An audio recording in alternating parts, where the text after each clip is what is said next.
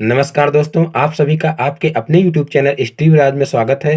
दोस्तों, आज के इस वीडियो में मैं आप लोगों को डीएलएड सेकंड सेमेस्टर मैथ के मॉडल पेपर 6 को हल कराऊंगा। तो इसके लिए मेरे वीडियो को एंड तक देखिए और यदि वीडियो पसंद आए तो वीडियो को लाइक करें और इस चैनल पर नए हैं तो चैनल को सब्सक्राइब करें। तो चलिए देखते हैं आज का पहला क्वेश्चन। देखिए, पहला क्वेश्चन है 9 के अपवर्तक और अपवर्त लिखिए। देखिए, इसमें से एक क्वेश्चन पूछा जाता है, चाहे 9 के अपवर्त पूछ लिया जाए और चाहे अपवर्तक पूछ लिया जाए, लेकिन आप लोग यहाँ पर जो है दोनों एक साथ में समझ लीजिए, क्योंकि जो है स्टूडेंट काफ़ी कंफ्यूज रहते हैं अपवर्तक और अपवर्त में। तो यहाँ पर एक बार अच्छे से समझ लीजिए। हमेशा आपको याद रहेगा कि अपवर्तक किसे कहते हैं और अपवर्त किसे कहते हैं। तो देखिए, ये जो अपवर्तक होता है ये होता है विभाजक। अपवर्तक का मतलब क्या होता है? विभाजक। तो देखिए, जैसे 9 के अपवर्तक पूछे गए हैं तो आपको ज्ञात करना है कि 9 जो है वो किस किस संख्या से विभाजित हो सकती है। तो यहाँ पर जैसे 9 के अपवर्तक पूछे गए हैं तो देखिए 9 के अपवर्तक क्या हो जाएंगे, देख लीजिए। 9 के अपवर्तक बराबर, तो देखिए 9 1 से कट सकता है, 3 से कट सकता है और 9 से कट सकता है। इसके अलावा अन्य किसी संख्या से नहीं कट सकता है।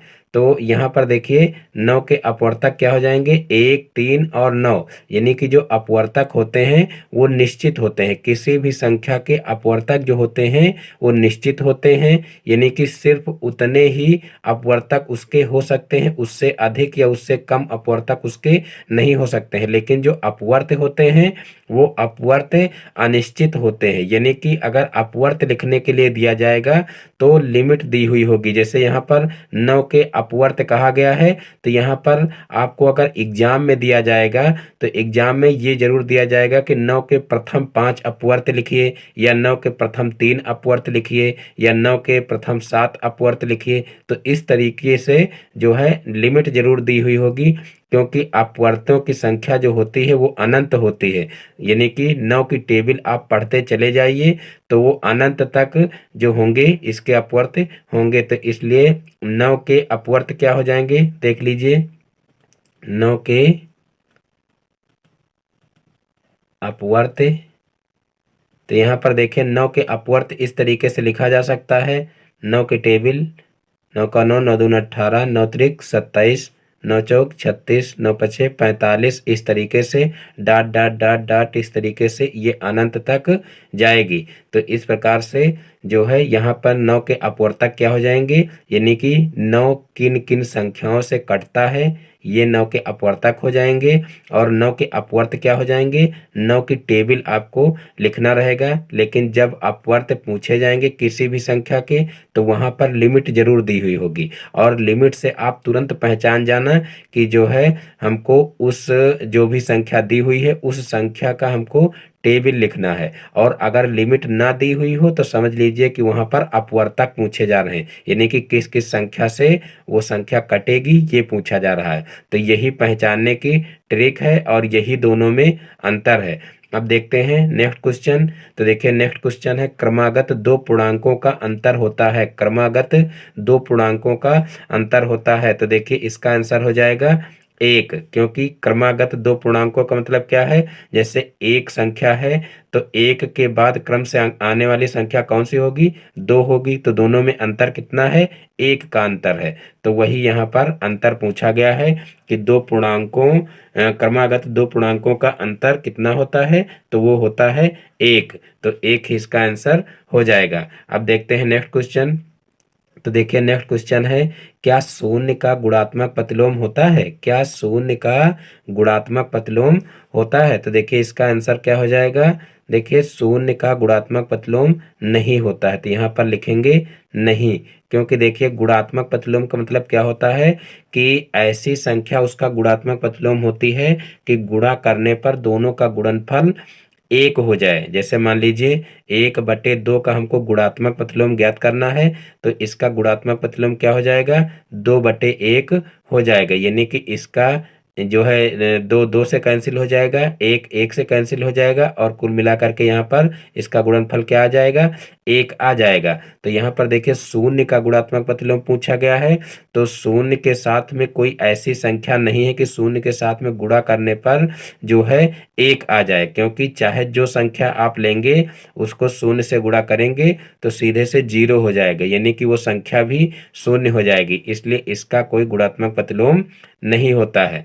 अब देखिए नेक्स्ट क्वेश्चन, तो देखिए नेक्स्ट क्वेश्चन है, एक वर्ग की भुजा 6 सेंटीमीटर, उसका विकर्ण होगा। एक वर्ग की भुजा 6 सेंटीमीटर है तो उसका विकर्ण होगा। तो देखिए इसका आंसर क्या हो जाएगा, देखिए वर्ग का विकर्ण क्या होता है, यहाँ पर लिख लेंगे, वर्ग का विकर्ण बराबर, वर्ग का विकर्ण बराबर, तो देखिए वर्ग का विकर्ण होता है भुजा अंडर रूट 2, भुजा अंडर रूट 2, यहाँ पर भुजा दी हुई है कितनी, 6, तो भुजा की जगह पर 6 लिख लेंगे, और अंडर रूट 2 की जगह पर अंडर रूट 2 लिखा रहेगा। तो इस प्रकार वर्ग का विकर्ण क्या हो जाएगा, 6 अंडर रूट 2 हो जाएगा, और यही इसका आंसर हो जाएगा। अब देखते हैं नेक्स्ट क्वेश्चन, तो देखिए नेक्स्ट क्वेश्चन है, एक त्रिभुज की भुजाएं 2 सेंटीमीटर, 3 सेंटीमीटर, 5 सेंटीमीटर हैं तो त्रिभुज होगा।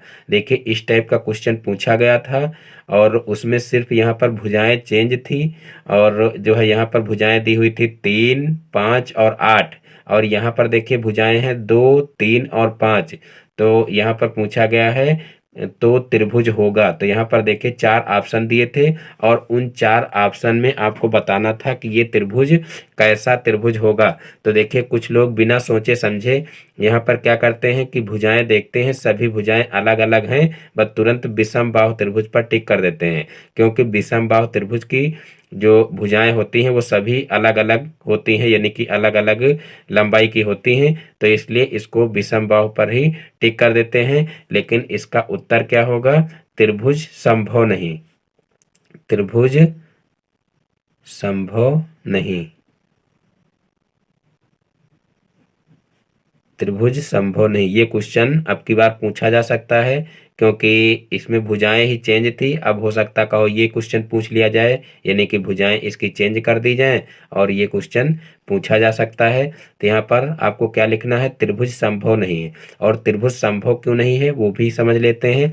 देखिए त्रिभुज जो होता है, कोई भी त्रिभुज हो तो त्रिभुज की दो भुजाओं की माप हमेशा तीसरी भुजा से बड़ी होती है, उसके बराबर नहीं होती है, और ना तो उससे छोटी होती है। कोई भी दो भुजाएं लीजिए और तो उसकी तीसरी भुजा से हमेशा बड़ी होनी चाहिए उनका दोनों का योग। तो इस प्रकार से यहाँ पर देखिए इसका योग करेंगे तो 3, 2, 5 यानी कि इसके बराबर ही आ रहा है। इसका मतलब क्या है कि त्रिभुज इसका संभव नहीं है। तो यही इसका आंसर हो जाएगा। अब देखते हैं नेक्स्ट क्वेश्चन। तो देखिए नेक्स्ट क्वेश्चन है समीकरण 1.5y-7 बराबर 0.5y का हल है। ये क्वेश्चन भी देख लीजिए 2016 के सेकंड सेट में पूछा गया है। तो देखिए इसका आंसर क्या होगा। देखिए ये एक समीकरण दी हुई है और इसको हल करना है। तो देखिए यहाँ पर हम क्या करेंगे, सबसे पहले इसको इधर पक्षांतर कर लेंगे और इस 7 को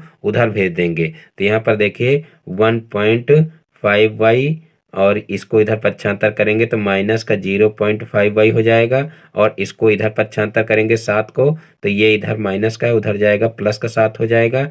अब यहाँ पर 1.5y में से 0.5y घटाएंगे तो यहाँ पर 1y बचेगा, और फिर 1y बराबर कितना हो जाएगा, 7 हो जाएगा। और देखिए y के साथ में एक लिखते नहीं हैं, यानी कि गुणे में जो भी संख्याएं होती हैं सबके गुणे में जो है एक होता है, तो एक को लिखने की जरूरत नहीं है। तो यहाँ पर y बराबर कितना हो जाएगा, 7 हो जाएगा। तो यही इसका आंसर हो जाएगा। अब देखते हैं नेक्स्ट क्वेश्चन। तो देखिए नेक्स्ट क्वेश्चन है एक काम 30 मजदूर, देखिए एक काम 30 मजदूर 16 दिन में करते हैं तो 12 मजदूर इस काम को कितने दिन में करेंगे। तो देखिए इस क्वेश्चन को कैसे करेंगे। तो देखिए इसमें सबसे पहले हम इधर लिख लेंगे मजदूर, मजदूर, और इधर लिख लेंगे दिन। तो यहाँ पर देखिए 30 मजदूर एक काम को 16 दिन में कर रहे हैं, तो 12 मजदूर उसी काम को कितने दिन में करेंगे, तो मान लेते हैं माना x दिन में करेंगे। तो यहाँ पर देखिए 30 मजदूर थे तो 16 दिन में काम को करते थे, और 12 मजदूर हैं तो कितने दिन में काम करेंगे, यानी कि 30 मजदूरों की संख्या ज़्यादा थी तो जो है दिन कम लगेंगे, और जब मजदूरों की संख्या कम होगी तो दिन ज़्यादा लगेंगे।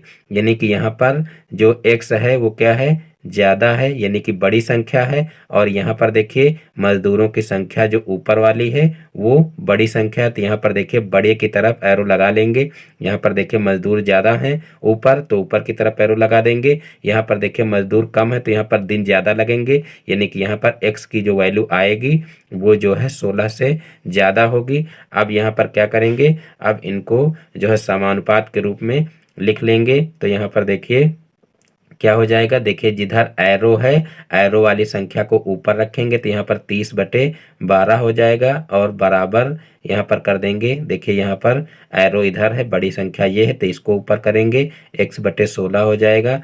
अब जो है इनका क्या करेंगे, तिर्यक गुणा कर लेंगे, तो यहाँ पर हो जाएगा 12x बराबर देखिए 16 48 हो जाएगा, और एक जीरो बढ़ जाएगा। फिर यहाँ पर x बराबर कितना हो जाएगा 48, यानी कि 480/12 हो जाएगा।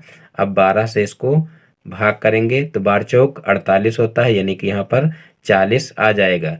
यानी कि हम दिनों की संख्या देखिए कितनी माने थे, x माने थे, यानी कि x दिन लगेंगे 12 मजदूरों को काम करने में। तो यहाँ पर x की वैल्यू 40 आ गई है, तो इसका आंसर क्या हो जाएगा, इसका आंसर 40 हो जाएगा, यानी कि 12 मजदूर इस काम को 40 दिन में करेंगे। तो यहाँ पर 40 दिन ही इसका आंसर हो जाएगा। अब देखते हैं नेक्स्ट क्वेश्चन।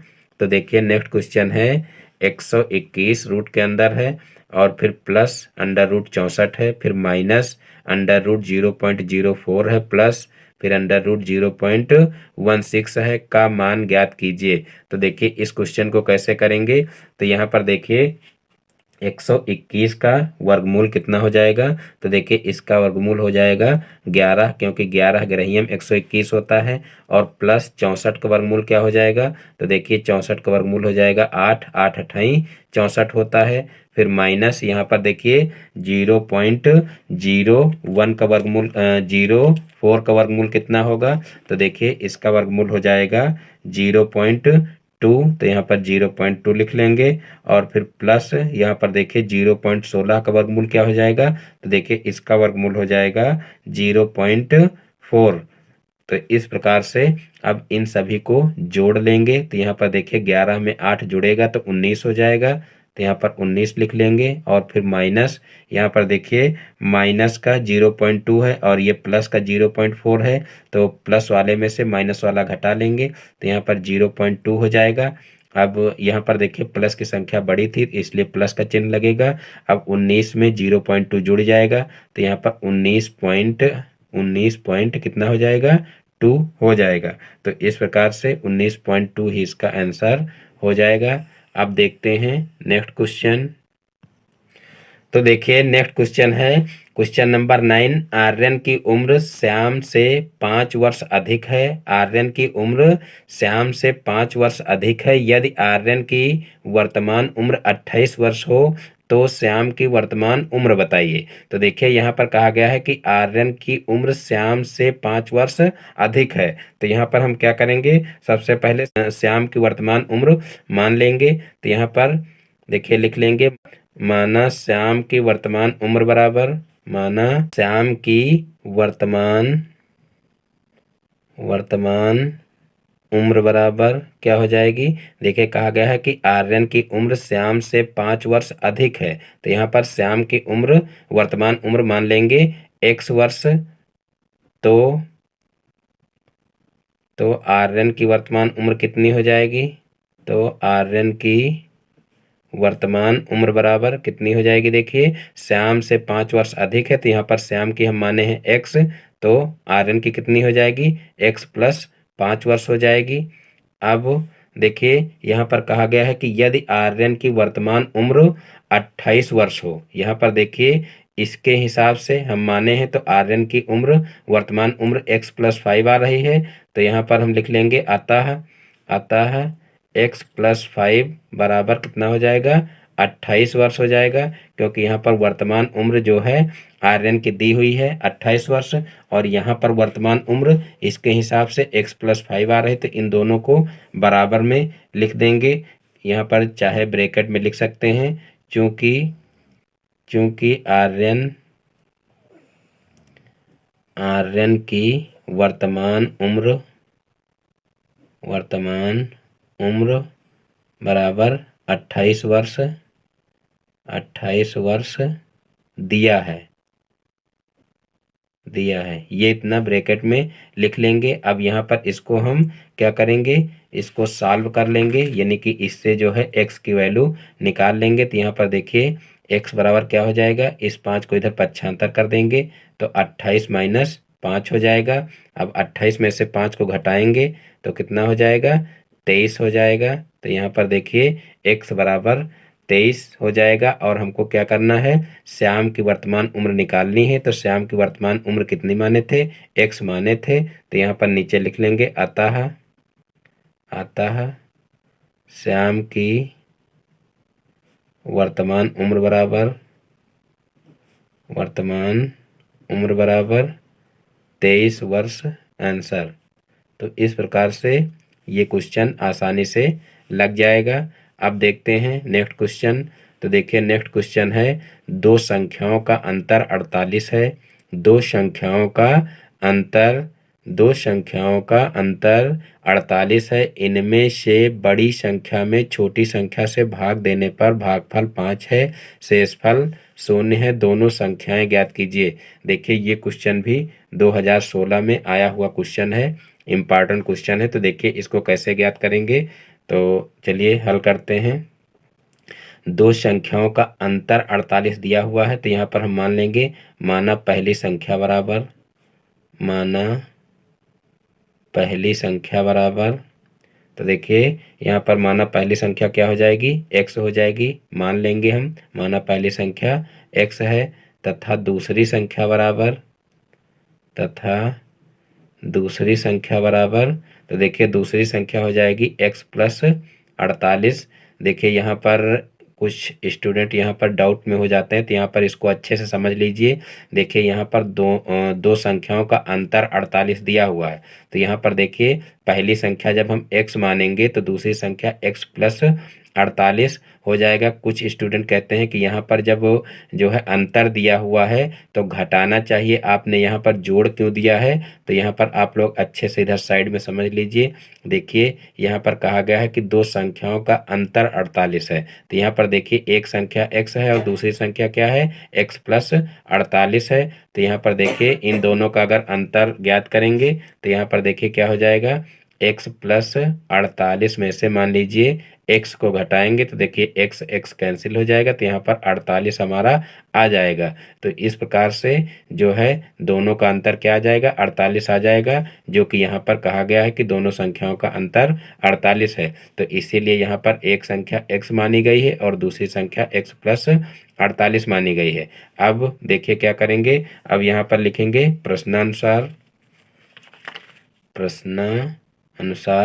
तो देखिए प्रश्नानुसार क्या हो जाएगा, देखिए यहाँ पर कहा गया है कि इनमें से बड़ी संख्या में छोटी संख्या से भाग देने पर, तो यहाँ पर देखिए बड़ी संख्या कौन सी हो जाएगी, x प्लस 48 हो जाएगी, क्योंकि यहाँ पर ये x है और यहाँ पर x में कुछ जुड़ रहा है तो ये बड़ी संख्या हो जाएगी। तो यहाँ पर x प्लस 48 बड़ी संख्या है, और कहा गया है कि बड़ी संख्या में छोटी संख्या से भाग देने पर, तो यहाँ पर छोटी संख्या से भाग दे देंगे, भागफल 5, तो यहाँ पर भागफल 5 हो जाएगा, तथा शेषफल 0 है। तो यानी कि यहाँ पर शेषफल 0 है तो फिर 0 से कोई मतलब नहीं है, तो दोनों संख्याएं ज्ञात कीजिए। तो यहाँ पर इस तरीके से समीकरण बन जाएगी। अब हम क्या करेंगे, इस समीकरण से x की वैल्यू निकाल लेंगे। तो यहाँ पर 5 के बटे में 1 कर देंगे और इसका कर लेंगे तिर्यक गुणा। तो यहाँ पर तिर्यक गुणा करेंगे तो देखिए क्या हो जाएगा, 5x बराबर हो जाएगा x प्लस 48, और फिर इस x को इधर पक्षांतर कर लेंगे तो यहाँ पर 5x माइनस x हो जाएगा और बराबर में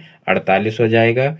और फिर देखिए 5x में से x घटेगा तो कितना हो जाएगा, तो यहाँ पर देखिए हो जाएगा 4x, और 4x बराबर 48 हो जाएगा। फिर x को एक तरफ रखेंगे और इस 4 को भी उधर पक्षांतर कर देंगे, तो यहाँ पर हो जाएगा 48/4। अब यहाँ पर 4 से इसको सरल कर लेंगे, तो यहाँ पर 4 एकम 4 और 4 दूना 8, यानी कि x बराबर कितना आ जाएगा, 12 आ जाएगा। और अब देखिए हमको निकालना क्या था, दोनों संख्या ज्ञात कीजिए। तो यहाँ पर देखिए पहली संख्या हम लिख लेंगे, अतः पहली संख्या बराबर 12 हो जाएगी, क्योंकि x माने थे, तथा दूसरी संख्या बराबर क्या हो जाएगी, तो यहाँ पर x प्लस 48 माने थे, तो यहाँ पर 12 प्लस 48 हो जाएगा, यानी कि 12 में 48 जोड़ेंगे तो कितना हो जाएगा, 60 हो जाएगा, और यही इसका आंसर हो जाएगा। तो इस प्रकार से ये क्वेश्चन भी आसानी से लग जाएगा। अब देखते हैं नेक्स्ट क्वेश्चन।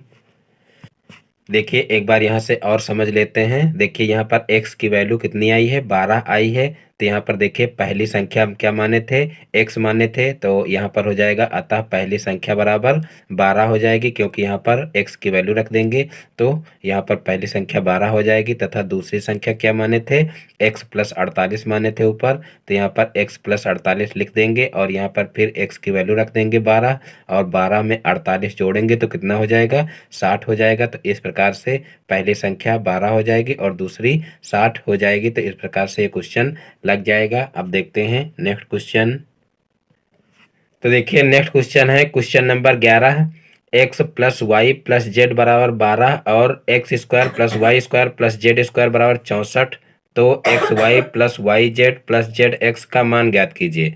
तो देखिए इस क्वेश्चन को कैसे करेंगे, तो यहाँ पर देखिए सबसे पहले हम जो है यहाँ पर x plus y plus z लिख लेंगे और फिर इसका होल स्क्वायर कर देंगे। तो देखिए इसका होल स्क्वायर करेंगे तो यहाँ पर ये एक फार्मूला बन जाएगा, a plus b plus c का होल स्क्वायर। तो यहाँ पर देखिए a plus b plus c का होल स्क्वायर का फार्मूला क्या होता है, a square plus b square plus c square plus 2ab plus 2bc plus 2ca। तो यहाँ पर देखिए ये फार्मूला होता है, तो इसी के हिसाब से यहाँ पर लिख लेंगे x plus y plus z का होल स्क्वायर क्या हो जाएगा, यानी कि यहाँ पर इसी फार्मूले के हिसाब से लिख लेंगे। तो यहाँ पर हो जाएगा x square plus y square plus z square plus 2xy plus 2yz, और फिर यहाँ पर हो जाएगा प्लस 2zx। तो इस तरीके से ये फार्मूला हो जाएगा। अब यहाँ पर देखिए x plus y plus z बराबर 12 दिया हुआ है, तो यहाँ पर 12 लिख लेंगे और 12 का होल स्क्वायर हो जाएगा। फिर यहाँ पर देखिए x square plus y square plus z square बराबर 64 दिया हुआ है, तो यहाँ पर 64 लिख लेंगे और प्लस यहाँ पर देखिए 2 सभी के साथ में है, तो 2 यहाँ पर कॉमन ले लेंगे, तो यहाँ पर बचेगा x y plus y z plus z x. तो यहाँ पर देखिए x y plus y z plus z x को एक ब्रैकेट में लिख लेंगे, क्योंकि यहाँ पर 2 कॉमन लिया गया है। अब यहाँ पर 12 का स्क्वायर करेंगे, तो देखिए 12 बरहियम 144 हो जाएगा, और फिर यहाँ पर इसको इधर पक्षांतर कर देंगे तो माइनस का 64 हो जाएगा, और बराबर हो जाएगा 2 into x y plus y z और प्लस जेड एक्स। और फिर क्या करेंगे, अब 64 को इसमें से घटा लेंगे, तो देखिए क्या हो जाएगा, यहाँ पर इसको पूरा दर्जा पलट लेंगे, यानी कि इस पूरे को इधर ले आएंगे और इसको इधर ले आएंगे। तो यहाँ पर देखिए क्या हो जाएगा, 2xy plus y z plus z x बराबर क्या हो जाएगा, यहाँ पर 144 में से 64 को घटाएंगे, तो देखिए क्या हो जाएगा, यहाँ पर 4 में से 4 को घटाएंगे 0 हो जाएगा, और फिर 14 में से 6 को घटाएंगे तो 8 हो जाएगा। तो यहाँ पर देखिए कितना हो जाएगा, 80, और फिर यहाँ पर इस 2 को भी इधर पक्षांतर कर देंगे, तो यहाँ पर हो जाएगा x y plus y z plus z x बराबर यहाँ पर 80/2 हो जाएगा, क्योंकि इधर 2 गुणा कर रहा था तो इधर जो है भाग करेगा। तो यहाँ पर 80 को 2 से भाग करेंगे तो कितना हो जाएगा, 40 हो जाएगा। तो इस प्रकार से x y plus y z plus z x की वैल्यू क्या आ जाएगी, 40 आ जाएगी। तो यही हमारा आंसर हो जाएगा। तो इस प्रकार से ये क्वेश्चन आसानी से लगाया जा सकता है। अब देखते हैं नेक्स्ट क्वेश्चन। तो देखिए नेक्स्ट क्वेश्चन है, दिखाइए कि 3x फिर ब्रैकेट के अंदर है x-1 बराबर 3x² प्लस 3x एक सर्व समीका है। देखिए इस टाइप का क्वेश्चन भी आ सकता है, यानी कि पहले से ऑलरेडी दिया हुआ है कि यह एक सर्व समीका है, लेकिन हमको सिद्ध करना है, एक हिसाब से कह लीजिए कि सिद्ध करना है कि ये एक सर्व समीका है। तो देखिए हम कैसे सिद्ध करेंगे। तो यहाँ पर देखिए हम LHS और RHS में जो है पहले एक मान रख लेंगे, उसके बाद फिर दो मान रख लेंगे, और चाहे पहले एक रख लीजिए चाहे तीन रख लीजिए। कहने का मतलब कुल मिलाकर के 1 2 3 4 में से कोई भी दो संख्याएं रख करके देख लेंगे, तो LHS और RHS बराबर आना चाहिए। तो यहाँ पर देखिए LHS क्या है, LHS देखिए है 3x और x प्लस x-1 है, और फिर यहाँ पर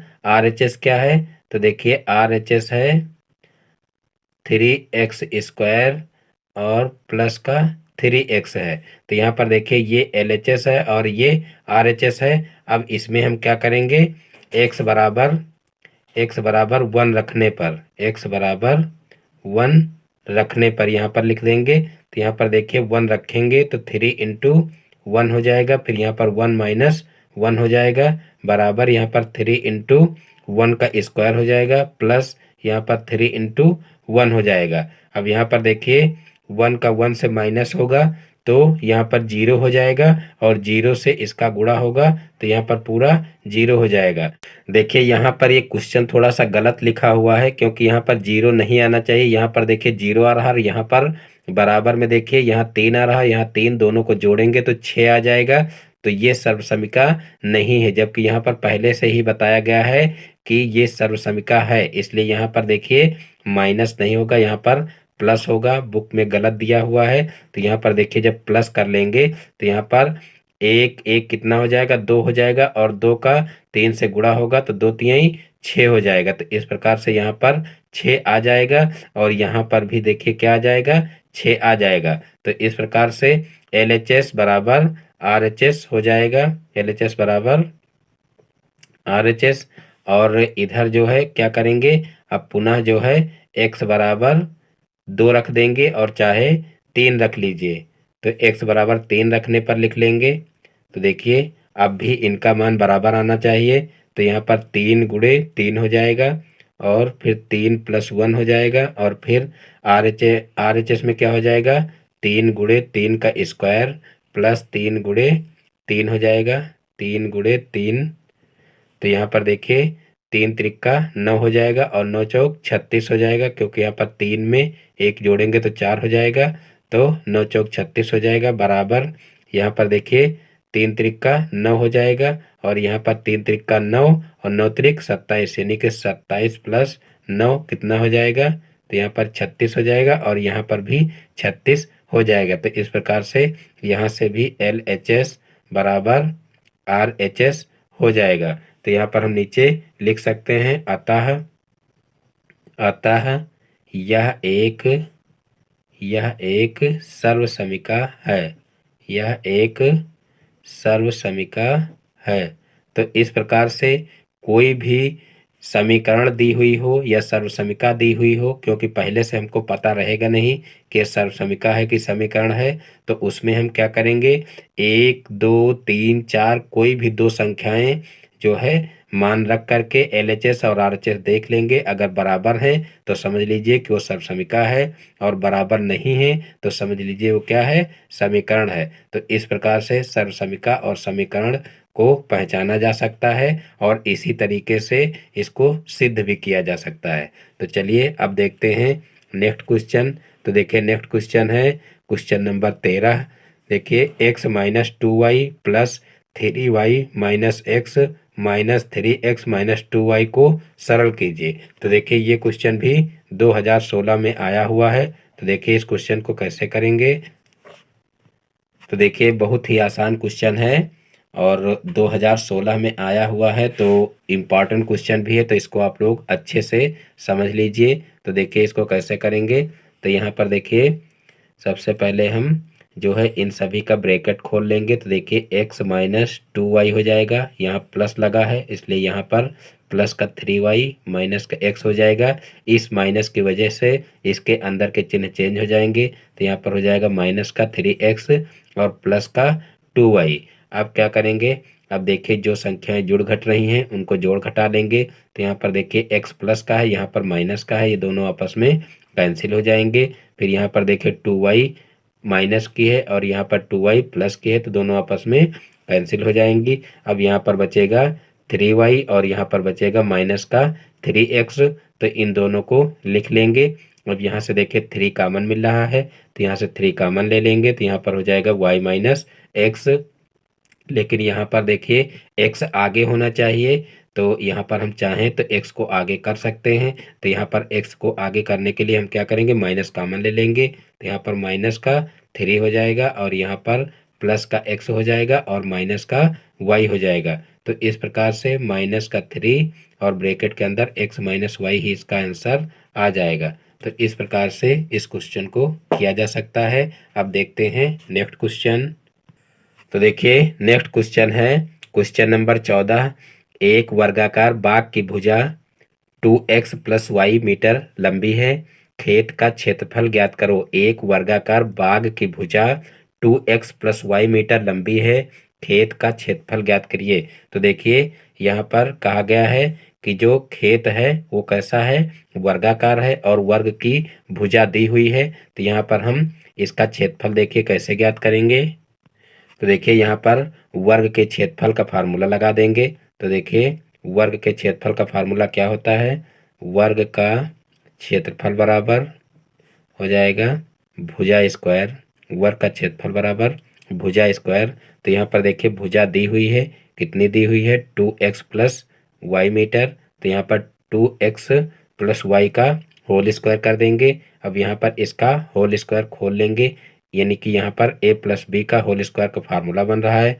तो यहाँ पर देखिए इसका फार्मूला क्या हो जाएगा, ए स्क्वायर का मतलब 2x का होल स्क्वायर। तो यहाँ पर हो जाएगा 2 दूना 4 x स्क्वायर और फिर प्लस बी स्क्वायर यानी कि y का स्क्वायर हो जाएगा और प्लस 2ab यानी कि 2 इंटू 2x और इंटू वाई हो जाएगा। देखिए 2ab हो गया। अब यहाँ पर देखिए क्या हो जाएगा 4x square plus y square, इसका गुणा कर लेंगे तो हो जाएगा 2 दूना 4xy। तो इस प्रकार से यही इसका आंसर हो जाएगा। देखिए यहाँ पर जो है मीटर में दिया हुआ है और ये क्षेत्रफल है तो यहाँ पर जो है वर्ग मीटर लिख लेंगे, वर्ग मीटर, और यही इसका आंसर हो जाएगा। तो इस प्रकार से इस टाइप के क्वेश्चन आसानी से किए जा सकते हैं। अब देखते हैं नेक्स्ट क्वेश्चन। तो देखिए नेक्स्ट क्वेश्चन है एक त्रिभुजाकार खेत की भुजाएं 26 मीटर 30 मीटर 28 मीटर हैं, उसका क्षेत्रफल ज्ञात कीजिए। एक त्रिभुजाकार खेत की भुजाएं 26 मीटर 30 मीटर 28 मीटर हैं, उसका क्षेत्रफल ज्ञात कीजिए। तो देखिए इस क्वेश्चन को कैसे करेंगे। तो यहाँ पर देखिए त्रिभुजाकार खेत की भुजाएं दी हुई हैं और हमको क्षेत्रफल ज्ञात करना है। तो देखिए यहाँ पर सबसे पहले हम भुजाओं को लिख लेंगे। यहाँ पर मान लीजिए पहली भुजा ए है तो ये 26 हो जाएगी और बी है, ये देखिए 30 मीटर दिया हुआ है तो बी बराबर 30 मीटर लिख लेंगे और सी बराबर कितना लिख लेंगे 28 मीटर लिख लेंगे। तो इस प्रकार से ये 3 भुजाएं दी हुई हैं। अब यहाँ से हम निकाल लेंगे एस। देखिए एस होता है अर्ध परिमाप। तो देखिए अर्ध परिमाप यहाँ से निकाल लेंगे। तो देखिए अर्ध परिमाप का मतलब क्या होता है, सबसे पहले तीनों भुजाओं को जो है जोड़ लेंगे यानी कि तीनों भुजाओं का योग कर लेंगे तो वो हो जाएगा परिमाप और फिर उसका 2 से भाग करेंगे तो अर्ध परिमाप हो जाएगा। तो यहाँ पर एस बराबर क्या हो जाएगा ए प्लस बी प्लस सी बटे 2। तो यहाँ पर देखिए ए कितना है 26 है और बी कितना है 30 है और सी कितना है 28 है। इन सभी को जोड़ लेंगे और 2 से भाग कर देंगे। तो यहाँ पर देखिए 28 और 30 कितना हो जाएगा 28 30 58 हो जाएगा और 58 में 6 जोड़ेंगे तो कितना हो जाएगा 58 में 6 जोड़ेंगे तो 64 हो जाएगा और 64 में 20 जोड़ेंगे तो कितना हो जाएगा 84 हो जाएगा। तो यहाँ पर 84/2 हो जाएगा। अब 84 को 2 से भाग करेंगे तो देखिए 84 को 2 से भाग करेंगे तो कितना हो जाएगा, 2 चौक को 8 और 2 दूना 4 यानी कि 42 हो जाएगा। तो यहाँ पर 42 मीटर इसका अर्ध परिमाप हो जाएगा। अब हम क्या करेंगे, अब हम त्रिभुज का क्षेत्रफल निकाल लेंगे। देखिए त्रिभुजाकार क्षेत्र दिया हुआ है तो यहाँ पर त्रिभुज का क्षेत्रफल का फार्मूला लगा देंगे। त्रिभुज का क्षेत्रफल बराबर, तो देखिए त्रिभुज के क्षेत्रफल का फार्मूला होता है, देखिए जब विषम बाहु त्रिभुज होता है तो उसका जो है क्षेत्रफल ज्ञात करने के लिए इसी फार्मूले का प्रयोग करते हैं। क्योंकि यहाँ पर देखिए तीनों भुजाएं अलग अलग हैं तो ये भी एक विषम बाहु त्रिभुज है, तो इसलिए यहाँ पर विषम बाहु त्रिभुज के क्षेत्रफल का फार्मूला लगाएंगे। तो यहाँ पर हो जाएगा S, S minus A, S minus B, S minus C. तो ये फार्मूला लगा देंगे। अब यहाँ पर देखिए अंडर रूट के अंदर जो है एस यहाँ पर निकला है 42, तो यहाँ पर 42 लिख लेंगे और फिर 42 माइनस ए हो जाएगा, ए है 26 तो यहाँ 26 लिख लेंगे। फिर 42 माइनस बी कितना है, बी 30 है तो यहाँ पर 30 लिख लेंगे। और फिर देखिए 42 माइनस सी कितना है, 28 है तो यहाँ पर 28 लिख लेंगे।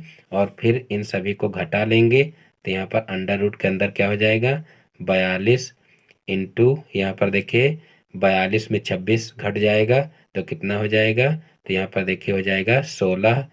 और उसके बाद फिर देखिए 16 हो जाएगा। उसके बाद फिर यहाँ पर देखिए इनको घटाएंगे तो यहाँ पर कितना हो जाएगा, 42 में से 30 जाएगा तो कितना हो जाएगा यहाँ पर, तो यहाँ पर देखिए 12 हो जाएगा। और फिर यहाँ पर देखिए 42 में से 28 जाएगा तो 42 में से 28 जाएगा तो कितना हो जाएगा, 14 हो जाएगा। और फिर इन सभी का गुणा कर लेंगे तो यहाँ पर देखिए गुणा करेंगे तो कितना होगा, गुणा करने से पहले हम चाहें तो इनका डायरेक्ट जो है वर्गमूल निकाल सकते हैं। तो देखिए डायरेक्ट वर्गमूल कैसे निकालेंगे,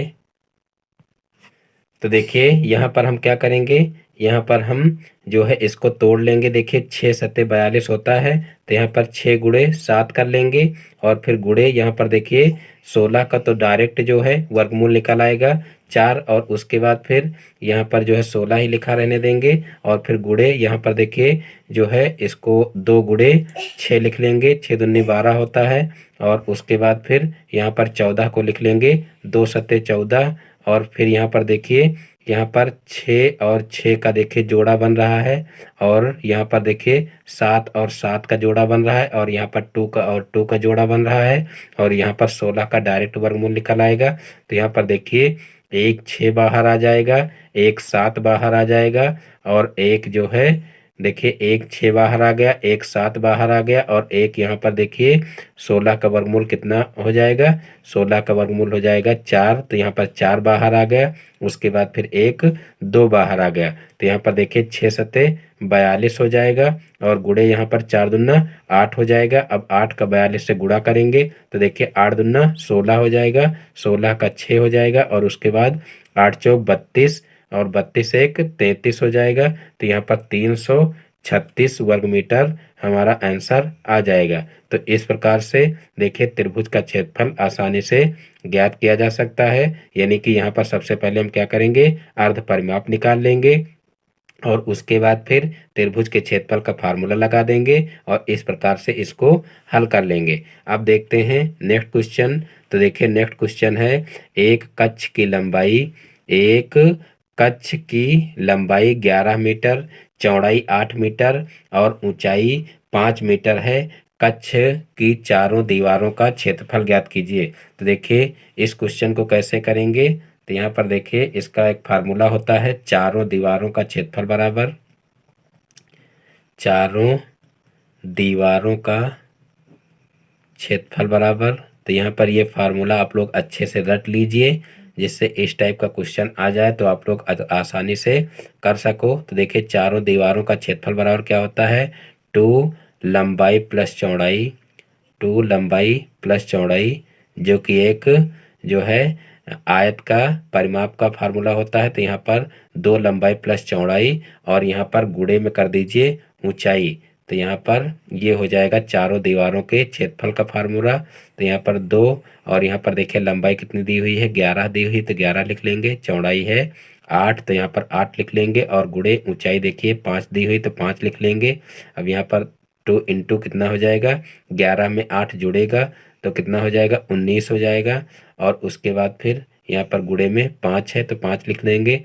अब यहाँ पर 5 दूना 10 हो जाएगा और 10 का 19 से गुणा होगा तो कितना हो जाएगा, 190 हो जाएगा। चारों दीवारों का क्षेत्रफल है, इसलिए यहाँ पर देखिए मीटर में दिया है तो यहाँ पर क्षेत्रफल है तो ये वर्ग मीटर में हो जाएगा। तो इस प्रकार से 190 वर्ग मीटर ही इसका आंसर आ जाएगा। तो इस प्रकार से ये क्वेश्चन भी आसानी से हो जाएगा। अब देखते हैं नेक्स्ट क्वेश्चन। तो देखिए नेक्स्ट क्वेश्चन है क्वेश्चन नंबर 17।